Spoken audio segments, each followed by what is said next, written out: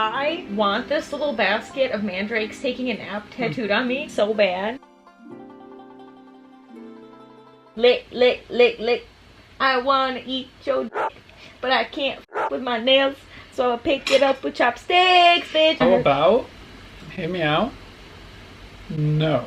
Hello, don't mind the running water. I'm washing our face masks. Today I didn't work, and so I worked on some Patreon stuff, which, holy smokes, over the past few weeks, a lot of people have been supporting the Patreon, and I appreciate it so much. All the new people, all the OGs, it's just so cool, and I don't have words. Just thank you so much for being on the Patreon. Thank you so much for talking on the Discord. It's so much fun.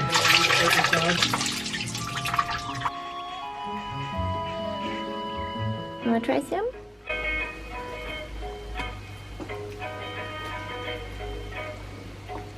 That's okay.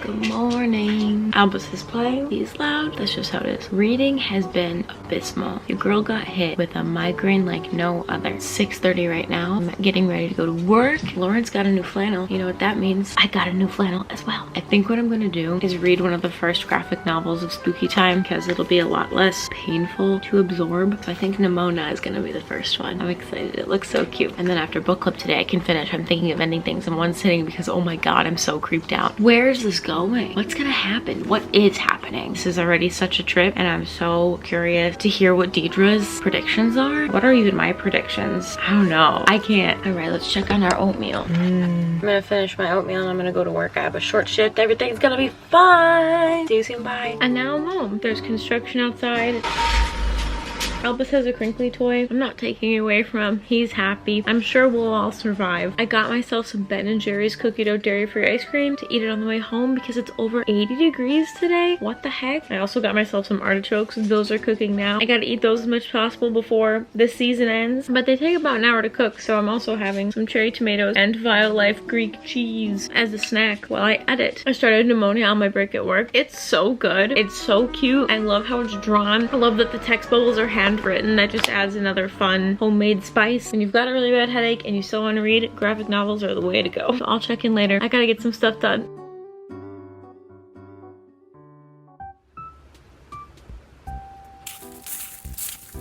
She's got her sunglasses. She's sun-kissed. She's wearing a hat from a bakery she worked at over 10 years ago in high school. Today, I have brought to the park with me Nimona. Definitely gonna be finishing this. I'm so excited. It's so cute. It's so much fun. It's so much better than Howl's Moving Castle and House of Leaves, which, by the way, is not with us today. It is not a park book. First of all, it's way too big. Second of all, it is not a book that you can binge and consume in large quantities. You have to read 10 pages, have an adult temper tantrum that it exists, and take a break. So instead, I brought Dark Places by Gillian Flynn. It's the middle of September. We all thought that fall had begun. Boy, were we wrong. It's about 90 degrees out today. The leaves are falling. There's a bunch of great crunchy orange leaves out there, but nope, it's 90 degrees. So I'm gonna read and enjoy this day off. Very excited about it.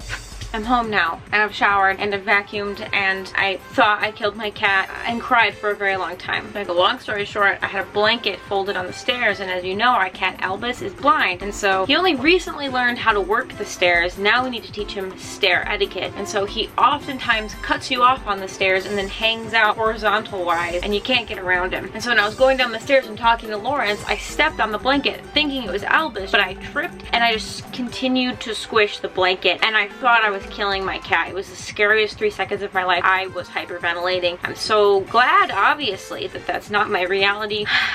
But it was still something that I did today. Just girly things. I finished Nimona. Thank you. Thank you. Thank you. Noelle Stevenson, I can't thank you enough. I was in such a reading slump, and now I'm so excited to get my hands on all my stories because this was so good. I gave it 5 stars. I was genuinely laughing out loud reading this. Interested, I was entertained. I love the art style. I love everything. I loved all of this. Absolutely, yes. For now, we are making plant-based buffalo chicken mac and cheese. So we've got our noodles in the pot, boiling up a storm. Tip 1, when you're boiling your noodles, put a bouillon cube or like a veggie stock cube in the water so then your noodles absorb the flavor so you're not just putting a tasty sauce on a bland noodle. Second, if you can help it, don't use mac for mac and cheese. I know it sounds blasphemous. Use cavatappi. Cavatappi use these. Not only is the noodle thicker, so there's more bite to it, but the cave within the noodle is larger and reminiscent of the genitalia of a female duck. Google it. So the cheese not only gets in there, but it stays in there. Use this noodle. So I'm boiling up some of those, boiling up some duck vaginas, as you do,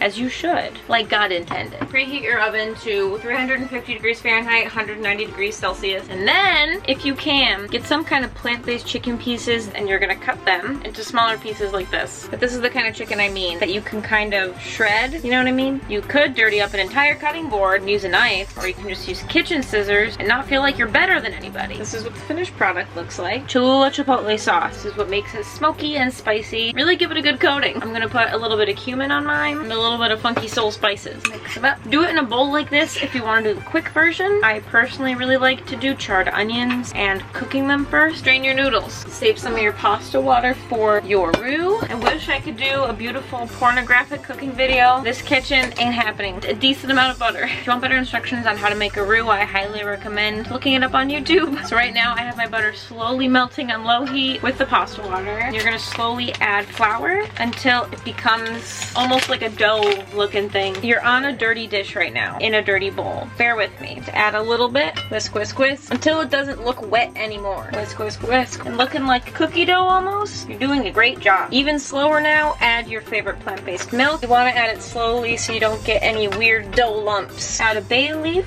and another bouillon cube. Paprika, a touch of turmeric for color. This is herbamare, which is a mixture of salt, celery, thyme, sage, that kind of thing. A little bit of fresh garlic, onion powder. Next, use your favorite vegan cheese. This is mine. Violife is a great choice. I use about that much of the block.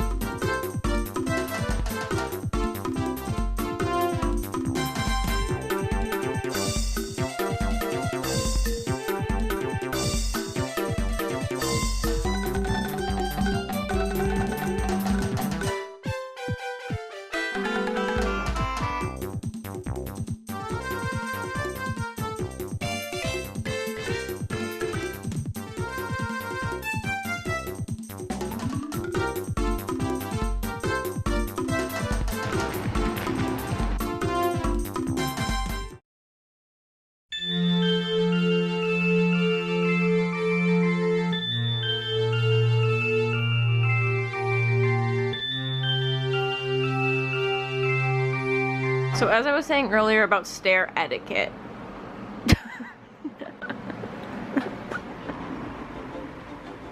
Is new thing crooked? I mean, it looks crooked, I'm sorry. It is crooked, because I can't, it's hard. Never let anyone tell you that YouTube isn't hard. No, it's worse. And it's just my nose. Don't touch it. Anyway, now that we've cleaned up Roomy's mess, wherein he broke an entire thick-ass casserole dish full of water and mac and cheese sauce, we can continue on with our day. I was sleeping so well. Guess what? I had book club with Deidre last night, which means I can finish. I'm thinking of ending things right now, and I have so many questions. That's why I'm here, just to tell you that. I'm gonna finish this book now. I'm glad it's straight, though. We have a lot to discuss at the next book club. So much to discuss. I have so many questions. I want to read it again because I feel like that's necessary. I have so much to process.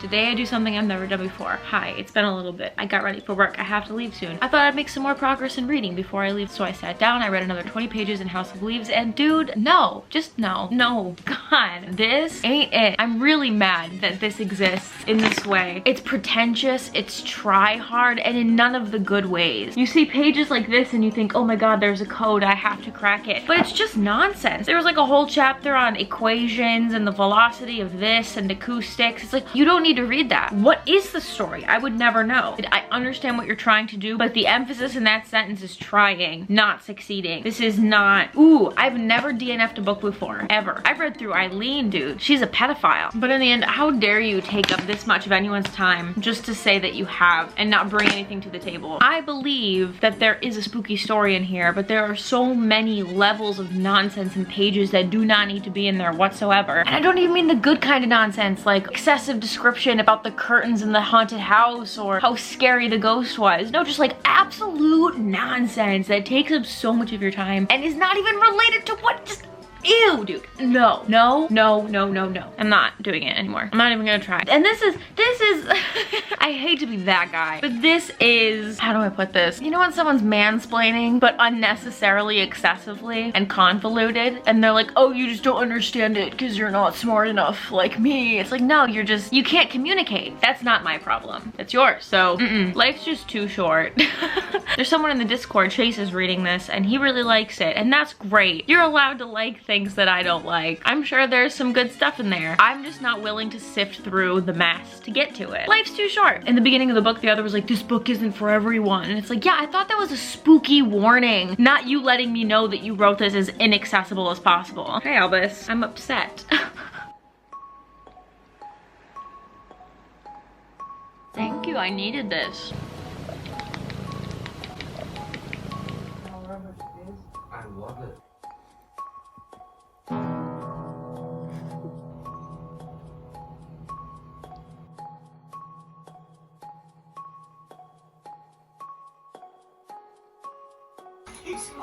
Hey, what are you doing? No, I'll fall. You crazy lady with cop. You'll be fine. Hello. It's been a couple days. I've worked some long shifts. We've got Halloween coffee. We've got our Halloween lights, our Halloween haunted house. So we're set. Let's discuss all the Halloween stuff that I've read, watched, consumed in the past few days. One, I finished I'm Thinking of Ending Things, and so then I watched the movie I'm Thinking of Ending Things. Oh, I hated it. I hated it, and I hated it. Even if you haven't read the book, it made no sense. Once again, men who don't know how to communicate and think they're making something deep, but really they're just poorly communicating their themes to you and making you feel stupid. If your viewers need to Google a monologue that one of your characters did to find out that it's from a different movie and then take the themes from that movie and then assume that the themes from said movie apply to your movie, you didn't do it right. Secondly, I watched Howl's Moving Castle because I finished reading Howl's Moving Castle and the movie was better than the book, as expected. I don't really know what else there is to say. It was funny that Mike Wazowski was the voice of the fire. That took me out a little bit, but aside from that, it was cute. It was a Ghibli film. Thank you to the person who called me out for calling it Ghibli. It's Ghibli. And as far as books are concerned, I finished Dark Places by Gillian Flynn. Is it Gillian Flynn?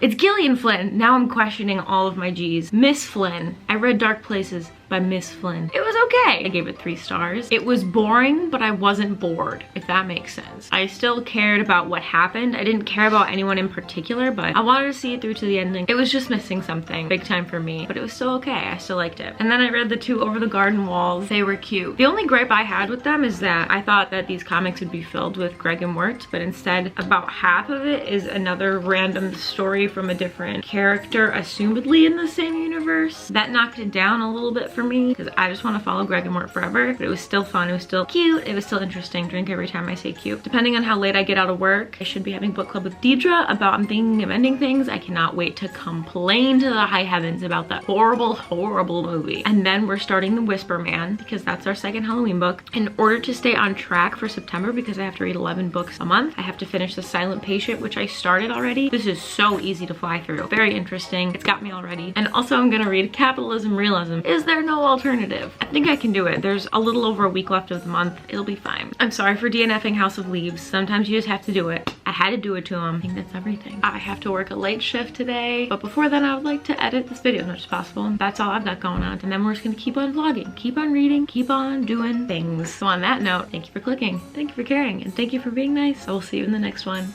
Bye.